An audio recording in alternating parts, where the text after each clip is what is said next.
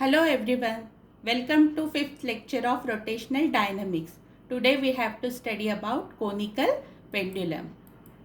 Dear friends, we are familiar with this simple pendulum. In this figure 1, simple pendulum is shown. So basically it consists of one string which is fixed from rigid support, and to the other end of the string mass is attached. This is called as bob of the pendulum. And if this arrangement means string and bob is made to oscillate in vertical plane, then this is called as simple pendulum. So see, in figure 2 oscillations of simple pendulum are shown. So it is making to and fro motion. So the time required for the simple pendulum to perform one oscillation is called as period of the simple pendulum. So we have derived expression for period of simple pendulum as t is equal to 2 pi square root of L upon G. Now today we have to study about conical pendulum. So this is definition of simple pendulum. A tiny mass assumed to be a point object and called a bob connected to a long flexible massless inextensible string and suspended to a rigid support is called a pendulum. If it is made to oscillate in a single vertical plane, then we call it as a simple pendulum. तो ये definition है simple pendulum की. We have already studied it. Now today we have to study about conical pendulum. Simple pendulum जो है, ये simple pendulum, if we oscillate this simple pendulum in this way, so if this string is revolved in such a way that the string moves along a surface of a right circular cone of vertical axis and the point object performs uniform horizontal circular motion, in such case a system is called as conical pendulum. Difference क्या है simple pendulum और conical pendulum में? तो हमने देखा कि simple pendulum में क्या है, टू एंड फ्रो ऑसिलेशन से वर्टिकल प्लेन में है, लेकिन यहाँ पे this oscillations are made in such a way that the string moves along the surface of a right circular cone of vertical axis. तो यहाँ पे ये फिगर में आप देख सकते हो कि ये जो पेंडुलम है ये ऐसे गोल गोल घूम रहा है. यहाँ से ये क्या हो रही है, इसके एंगुलर डिस्प्लेसमेंट हो रही है, और ये जो पाथ ट्रेस कर रहा है ये पाथ है कोनिकल, हॉरिजॉन्टल सर्कुलर मोशन यहाँ पे हो रहा है. तो this complete setup is called as conical pendulum. So study of conical pendulum means we have to here do the analysis of conical pendulum. मतलब हमको यहाँ पे we have to derive expression for the period as well as frequency of the conical pendulum. So here figure is shown. Figure समझते हैं सबसे पहले. So what are the basic things given over here? ये string है which is suspended from the rigid support. यहाँ पे ये pendulum की length दी हुई है कैपिटल L. ये वर्टिकल लेंथ है. इसके पहले भी जो हमने देखा था सिंपल पेंडुलम का जो एक्सप्रेशन है पीरियड के लिए, t is equal to 2 pi square root of L upon G, तो वहाँ पे जो L है that L is the vertical length of the string. तो यहाँ पे हमको क्या क्या दिया है कि ये जो पेंडुलम है ये पेंडुलम की लेंथ है L, और ये एंगल जो है थीटा है, और जो हॉरिजॉन्टल पाथ ट्रेस कर रहा है वो हॉरिजॉन्टल पाथ की रेडियस क्या है, तो it is small r, and this is performing with angular velocity omega. तो ये जो है मोशन इसका, this pendulum is performing motion with the angular velocity omega. तो यहाँ पे ये अजम्पशंस करने के बाद में इनिशियली हम अज्यूम करते हैं कि let the position of this conical pendulum be at this point B. conical pendulum कहाँ पे है, इसकी पोजीशन पॉइंट B पे है. तो जैसे ही कोनिकल पेंडुलम यहाँ पे आ जाता है तो टेंशन इन द स्ट्रिंग, ये स्ट्रिंग है और ये बॉब है, तो जो टेंशन है वो क्या होता है इस डायरेक्शन में, मतलब टुवर्ड्स द पॉइंट ए, जहाँ से रिजिड सपोर्ट से जहाँ पे ये सस्पेंड किया है तो ये टेंशन पॉइंट ए की तरफ एक्ट होता है। ये एंगल थीटा है, ये भी एंगल थीटा हो जाएगा। तो इसका जो वर्टिकल कंपोनेंट है that will be denoted by T0 cos theta and T0 sin theta will be the horizontal component of this tension acting on the string. Now also it can be seen that this weight of this pendulum will direct in vertically downward direction m into g. So this T0 cos theta is balancing this weight mg over here, and T0 sin theta is directing towards the center of this circular path. So let us see what are the forces acting on this conical pendulum. तो figure आपको समझ में आ गई, क्या क्या consider किया है। Basic consideration हमने कोनिकल पेंडुलम जिसकी लेंथ L है, R is the radius of this horizontal path और ये एंगल थीटा है।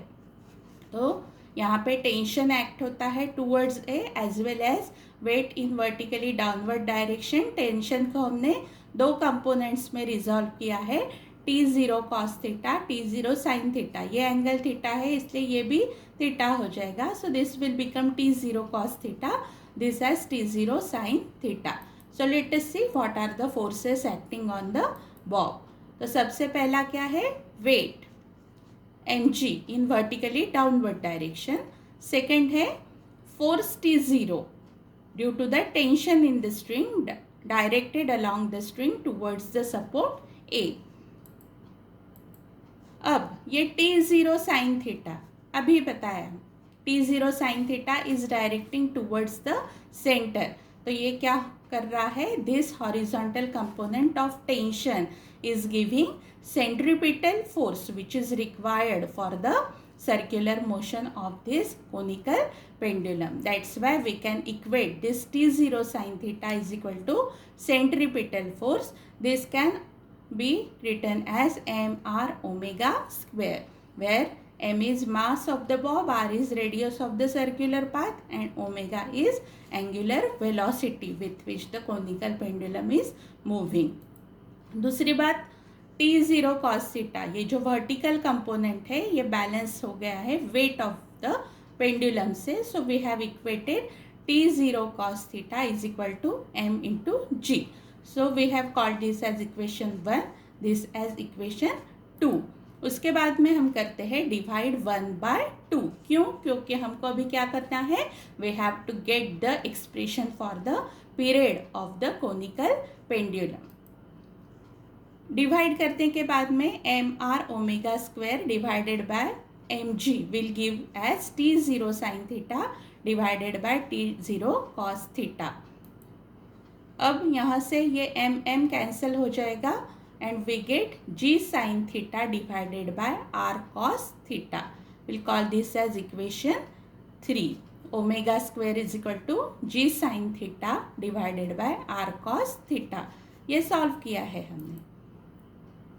अब ये जो यहाँ पे है ये इसका इंसेट फिगर यहाँ पे बताया है, ये एंगल थीटा है, ये R है रेडियस और ये है लेंथ ऑफ द पेंडुलम।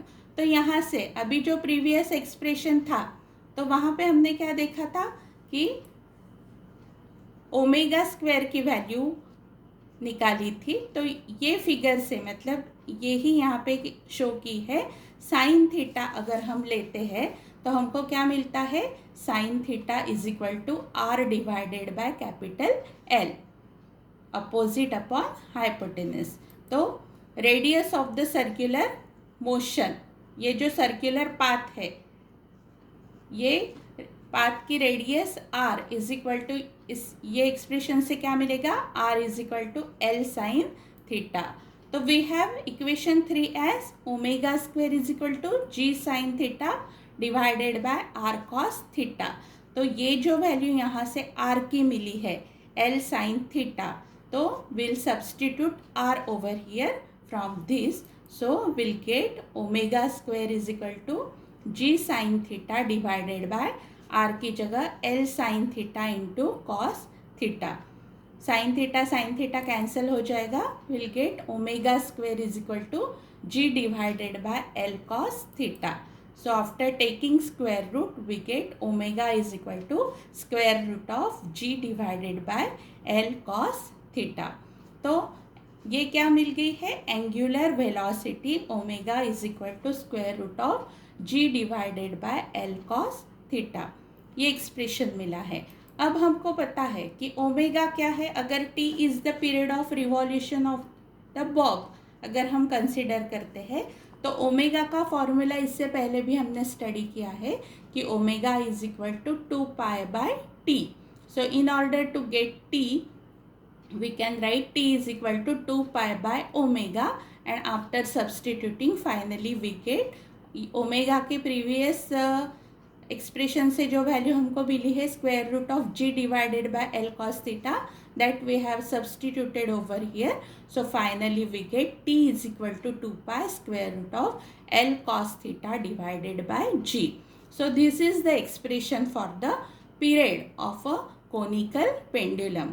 अब सिंपल पेंडुलम के लिए भी हमने इसके पहले देखा है. तो वो क्या था, t is equal to 2 pi square root of l upon g. Basic difference क्या है, वहाँ पे l ये वर्टिकल लेंथ है. कोनिकल पेंडुलम में that l is replaced by the vertical component l cos theta. तो अगर ये दोनों भी एक्सप्रेशंस अगर हम कंसिडर करते हैं तो वहाँ पे L है, कंपेयर करते हैं तो वहाँ पे L है, यहाँ पे L cos थीटा है. अब फ्रीक्वेंसी का फॉर्मूला है frequency of revolution is equal to n is equal to 1 upon T. तो ये t यहाँ पे सब्सटीट्यूट करने के बाद में we get n is equal to 1 divided by 2 pi into square root of g divided by l cos theta. So this is the expression for the frequency of revolution of the conical pendulum.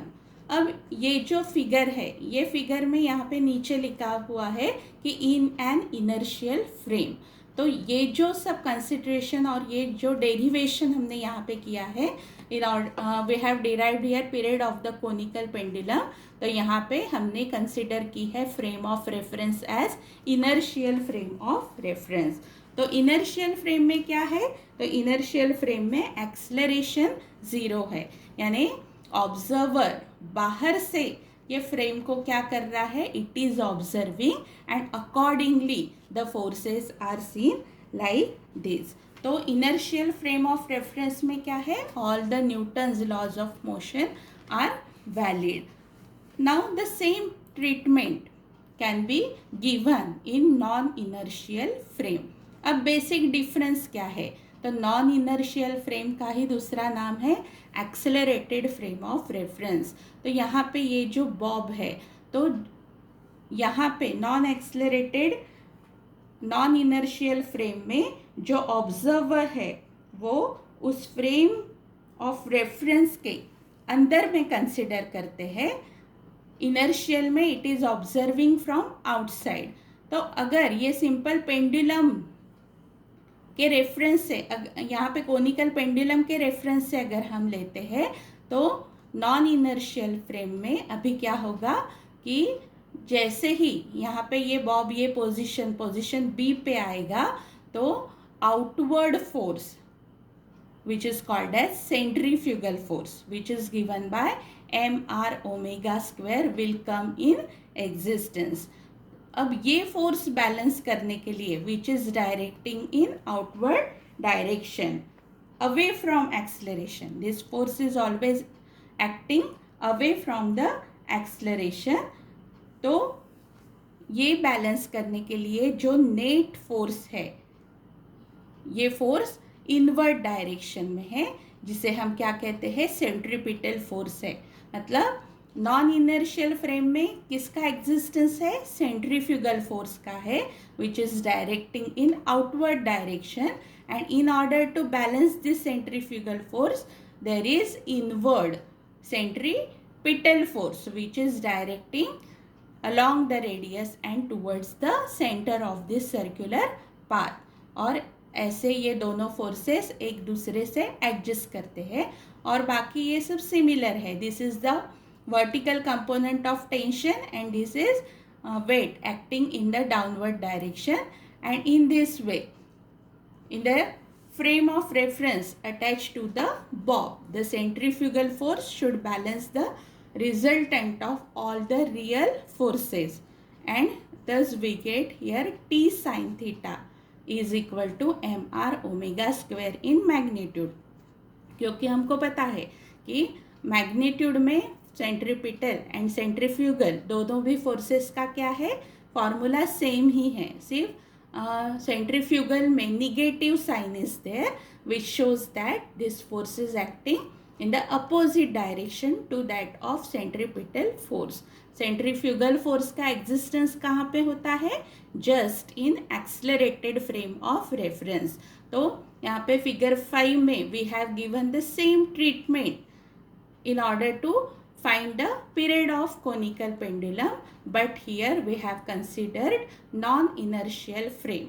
तो difference क्या है, inertial frame में हमने देखा था कि T0 sine theta जो है वो mv स्क्वायर बाय आर या mr omega square centripetal force, ये हॉरिजॉन्टल कंपोनेंट जो है टेंशन का वो सेंट्रीपिटल फोर्स प्रोवाइड करता है.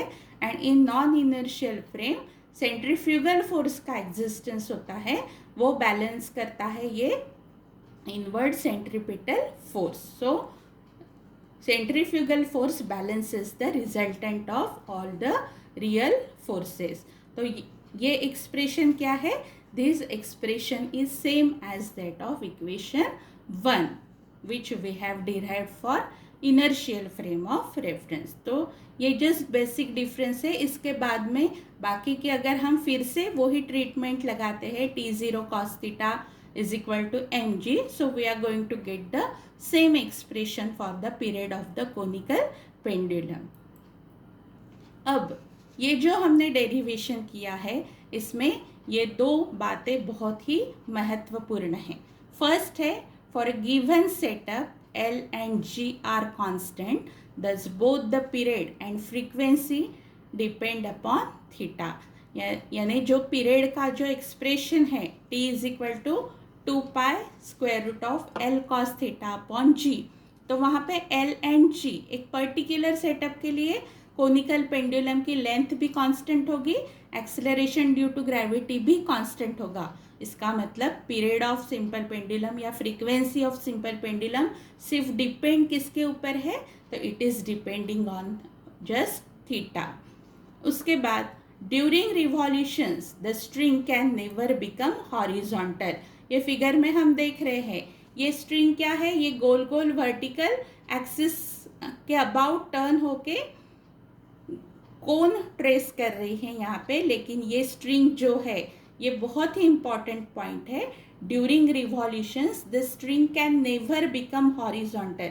ये स्ट्रिंग कभी भी हॉरिजॉन्टल नहीं होती है. This can be explain in 2 different ways. तो ये हॉरिजॉन्टल अगर होती है तो क्या होता है, इसके लिए 2 केसेस कंसिडर किए हैं. तो सबसे पहला है, if the string becomes horizontal the force due to tension will also be horizontal. यानी इमेजिन करो, अभी ये क्या है, एंगल यहाँ पे ये length is making angle theta with this position B. ये इक्विलिब्रियम पोजिशन है, ये फाइनल पोजिशन है बी. यहाँ पे ये एंगल थीटा है. अब सपोज ये पूरी हॉरिजॉन्टल ऐसी हो गई तो क्या होगा, ये टेंशन का जो हॉरिजॉन्टल कंपोनेंट है वो सेंट्रीपिटल फोर्स यहाँ पे प्रोवाइड करेगा. लेकिन अब यहाँ पे वर्टिकल कंपोनेंट्स एब्सेंट होगा, एग्जिस्टेंस में नहीं होगा.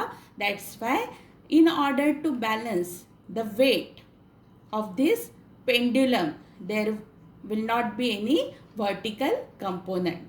तो इस तरीके से अगर हम पहला कंसिडरेशन करते हैं कि स्ट्रिंग हॉरिजॉन्टल होती है तो वेट को बैलेंस करने के लिए कोई भी कंपोनेंट नहीं बचेगा.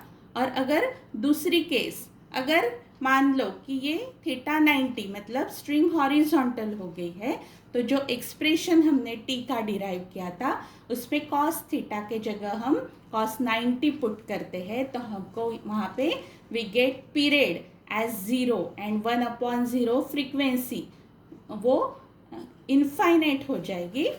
Both the conditions are impossible. And also T0 is equal to mg upon cos theta, ये कंसिडरेशन किया है हमने.